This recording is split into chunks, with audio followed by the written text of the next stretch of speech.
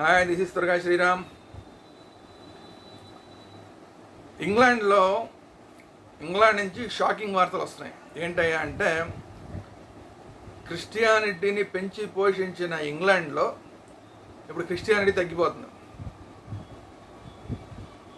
ఆ క్రిస్టియానిటీని వ్యాప్తి చేయడం కోసం వ్యాపారం పేరుతోటి అన్ని దేశాల్లోకి వచ్చి వాళ్ళు ఎక్కడైతే దేశాల్లో వాళ్ళు కాలు పెట్టారో ఆ దేశాలన్నింటిలోనూ కూడా క్రిస్టియానిటీని వ్యాపింపజేసిన ఇంగ్లాండ్ ఏదైతే ఉందో బ్రిటిష్ సామ్రాజ్యం, ఆ బ్రిటిష్ సామ్రాజ్యాన్ని తీసుకొచ్చిన ఆ బ్రిటిష్ సామ్రాజ్యం ఉన్న ఇంగ్లాండ్లోనే ఇప్పుడు అసలు క్రిస్టియానిటీ అనేది నెమ్మదిగా కనుమరుగైపోతుంది. ఇది చాలామందికి ఆశ్చర్యం. ఎందుకంటే వాస్తవంగా క్రిస్టియానిటీ అనేది ఏంటంటే, ఇది ఎక్కడా కూడా ఆ బైబిల్ కానీ మిగతా ఏవైతే గ్రంథాలు ఉన్నాయో అవి ఎక్కడా కూడా యేసుక్రీస్తు చెప్పినవి కాదు విషయాలు. యేసుక్రీస్తు చెప్పాడని చెప్పి యేసుక్రీస్తు చనిపోయిన తర్వాత ఎన్నో సంవత్సరాల తర్వాత ఎవరో రాసిన పుస్తకాలు అవన్నీ. ఆ పుస్తకాలు కూడా ఈరోజున్న బైబిల్ ఓ 10-15 సార్లు మార్పులు చెంది 15 ఇంకా ఎక్కువ సార్లే మార్పులు చెంది ఇప్పుడున్న స్థాయికి వచ్చింది. ఫస్ట్ మొదటి రాసిన బైబిల్ కానీ అదంతా కూడా దాన్ని వాళ్ళే బ్యాన్ చేసుకున్నారు. మళ్ళీ కొత్త బైబిల్ని రాసుకున్నారు. ఆ పాత దాని గురించి మాట్లాడితే ఇప్పుడు దాని గురించి మాట్లాడుతుంది అయిపోయింది అంటారు ఇప్పుడు వాళ్ళు.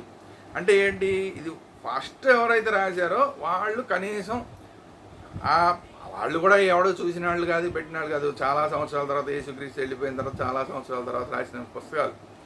సో వాళ్ళు కూడా విన్నది చేసింది రాసింది. ఆ తర్వాత రాసిన పుస్తకాలు ఎప్పుడో సంగతి. దాన్ని ఇంకా అసలు ఆయన గురించి కాస్త కోస్త తెలిసిన వాళ్ళు ఏమైనా రాశారేమో అనుకున్న దాన్ని కూడా వీళ్ళు మార్చేసి అందులో ఉన్న ఏవైతే కొంచెం ఇబ్బందికరమైన అంశాలు ఉన్నాయో ఇప్పుడు వాటన్నిటి గురించి మాట్లాడితే అది వేరే టాపిక్ వెళ్తుంది. సో వాటన్నిటిని కూడా మార్చేసి ఒక కృత్రిమ బైబిల్, అసలు మొదటిదే ఒరిజినల్ బైబిల్ కాదు, తర్వాత ఇంకా మరీ మార్చేసి ఇంకా మరీ పాలిష్ చేసిన బియ్యంలాగా. అంటే పాలిష్ చేసిన బియ్యంలో ఏముంటుంది, తౌడు మొత్తం తీసేస్తే దాంట్లో సారమే ఉండదు, ఊరికే తెల్లగా కనబడుతుంది తప్ప దాంట్లో తౌడు అంతా తీసిపోయి మొత్తం సారమే లేకుండా షుగర్ వ్యాధి రావడానికి దానికి తప్ప ఆ రైస్ ఎందుకు పనికిరాదు. సో అట్లాంటిది ఇప్పుడున్న బైబిల్. సో అందువల్ల ఏమవుతుంది, దాని గురించి ఎవరికి తెలుసుకున్నా కూడా, ఈ బైబిల్ గురించి తెలుసుకున్నా కూడా ఇదంతా వాస్తవం కాదు అన్నది అందరికీ అర్థమవుతుంది కొద్ది. అంటే ప్రజల్లో నాలెడ్జ్ పెరుగుతున్న కొద్దీ ఇలాంటి ఉక్కిటి పురాణాలతో ఉన్న ఏవైతే గ్రంథాలు ఉంటాయో ఇవన్నీ కూడా వాల్యూ కోల్పోతాయి. అసలు అమెరికా లాంటి చోట కొన్ని రాష్ట్రాల్లో అయితే పిల్లలు చదవడానికి ఏమాత్రం పనికిరాదని చెప్పి బైబిల్ని స్కూళ్ళల్లో బ్యాన్ చేశారు. ఇప్పుడు అదే పరిస్థితి ఇంగ్లాండ్లో వచ్చింది. ఇంగ్లాండ్లో కూడా అందరికీ తెలుసుకుంటున్నారు. ఇప్పుడు సైన్స్ పెరుగుతున్న కొద్దీ ఇలాంటి ఖురాన్ కానీ లేదంటే బైబిల్ కానీ ఇలాంటివి ఏవైతే ఉన్నాయో ఇందులో చెప్పినవన్నీ అవాస్తవాలు అన్నది ప్రూవ్ అవుతుంది. ఎందుకంటే ఇంకా వాటిల్లో ఉన్నదాన్ని ఫాలో అవుతున్నారు. మొత్తం భూమి అంతా కూడా బల్లపరుపుగా ఉన్నది అన్నది ఫాలో అవుతున్నారు. అంటే మరి ఇప్పుడు ఆధునికంగా సైన్స్ ఇంత వచ్చిన తర్వాత భూమి బల్లపరుపుగా ఉన్నది, గ్లోబ్ ఆకారంలో లేదు అని నమ్మమంటే ఎవడు నమ్ముతాడా? అంటే ఇంత అబద్ధాలు చెప్పేది ఏమాత్రం సంబంధం లేకుండా ఉన్నదాన్ని ఇది శాస్త్రీయం కాదు అని ప్రతి వాళ్ళకి అర్థమవుతుంది కదా. అలా అర్థమవుతున్న కొద్దీ క్రిస్టియానిటీ నుంచి అందరూ దూరం అయిపోతున్నారు. క్రిస్టియానిటీ నుంచి దూరం అయిపోయి వేరేగా వెళ్ళిపోతున్నారు. అది కూడా ఇప్పుడు ఈ క్రిస్టియానిటీని పెంచి పోషించి ప్రపంచవ్యాప్తంగా వ్యాపింపజేసి దానికోసం క్రూసేడ్లు చేసి కొన్ని లక్షల మందిని చంపేశారు ఈ బ్రిటిషర్స్. వెళ్ళిన దేశంలో వల్ల అక్కడ ఎవడ మాట వినకపోతే ఆయన అలా చంపేయడం. వాళ్ళు అదంటే అక్కడ నీగ్రోళ్ళు ఉంటే నీగ్రోళ్ళందరినీ బానిసలుగా వేరే దేశాలకు తీసుకురావడం, ఈ మత వ్యాప్తి కోసం వాళ్ళని వాడడం. అసలు ఒక నీగ్రో అయితే చెప్పింది ఏంటంటే, ఈ బ్రిటిషర్స్ మా దేశంలోకి వచ్చినప్పుడు మా చేతి నిండా భూములు ఉన్నాయి, బ్రిటిషర్స్ వచ్చి మా చేతుల్లో బైబిల్ పెట్టారు, కళ్ళు మూసుకోమన్నారు, బైబిల్ని పెట్టారు, కళ్ళు తీసి వచ్చేసరికి మా చేతిలో బైబిల్ ఉంది, మా భూములన్నీ వాళ్ళ చేతిలోకి వెళ్ళిపోయినాయి అని చెప్పాడు. ఇది టోటల్గా ఈ బ్రిటిషర్స్ ఈ క్రిస్టియానిటీ పేరుతో చేసిన దాష్టికాలు. అంతా దోచుకోవడం, క్రిస్టియానిటీ పేరు చెప్పేసి దోచుకోవడం. ఇప్పుడు అవన్నీ కూడా అందరికీ అర్థమైపోయి అందరూ క్రిస్టియానిటీని దూరం అయిపోతున్నారు.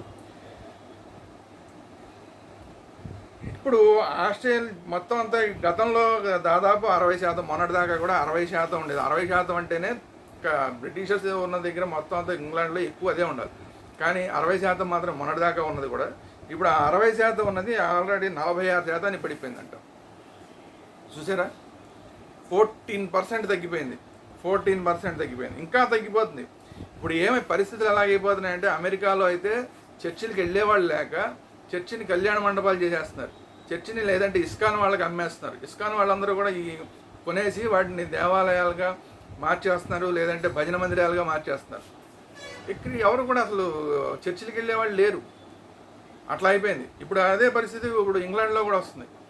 ఇంగ్లాండ్లో కూడా ఈ క్రిస్టియానిటీని ఆచరించే వాళ్ళు తగ్గిపోయేసరికి చర్చిలన్నీ అమ్మేయడమా, లేదంటే వాటిని వేరే వేరే పనుల కోసం వాడేసుకోవడం, కళ్యాణ మండపాలు లాంటివి చేసేయడమా, ఇవన్నీ జరుగుతున్నాయి.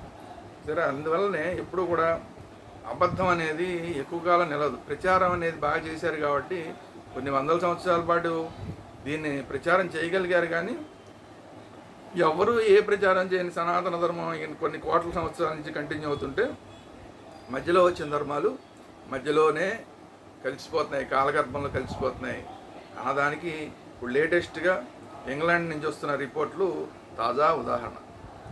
ఇది ఈరోజు వీడియో. ఈ వీడియో కనుక మీకు నచ్చినట్లయితే ఒక లైక్ చేయండి, కామెంట్ చేయండి, అలాగే ఈ వీడియోని అందరికీ షేర్ చేయండి, అందరికీ తెలిసేలాగా చేయండి. అట్ ది సేమ్ టైం మన ఛానల్స్ రెండు, వేదాంత ఛానల్లో ఇలాంటి కమ్యూనిటీకి సంబంధించి, భక్తికి సంబంధించిన విషయాలు అనేకం వస్తూ ఉంటాయి. సనాతన ధర్మానికి సంబంధించిన అనేకమైన విషయాలు వస్తూ ఉంటాయి. అవి కాకుండా మిగతా పొలిటికల్ అంశాలు, క్రికెట్ అంశాలు, సినిమా అంశాలు అన్నీ వస్తుంటాయి వేదాంత ఛానల్లో. సో వేదాంత ఛానల్ సబ్స్క్రైబ్ చేయండి. అట్ ది సేమ్ టైం భక్తి వేదాంత ఛానల్ సబ్స్క్రైబ్ చేయండి. భక్తి వేదాంత ఛానల్లో కేవలం సనాతన ధర్మానికి ఇలాంటి విషయాలు, ఇప్పుడు మనం ఏదైతే మాట్లాడుకున్నామో క్రిస్టియానిటీకి సంబంధించి, లేదంటే హిందువుల మీద జరుగుతున్న దాడులు, ఇలాంటి వాటన్నిటి మీద కూడా అనేకమైన అంశాలు, అలాగే భక్తికి సంబంధించిన అనేకమైన అంశాలు, ధార్మిక సంబంధమైన అంశాలు అన్నీ కూడా భక్తి వేదాంత ఛానల్లో వస్తుంటాయి. కాబట్టి భక్తి వేదాంత ఛానల్ని సబ్స్క్రైబ్ చేయండి, వేదాంత ఛానల్ కూడా సబ్స్క్రైబ్ చేయండి. Thank you very much.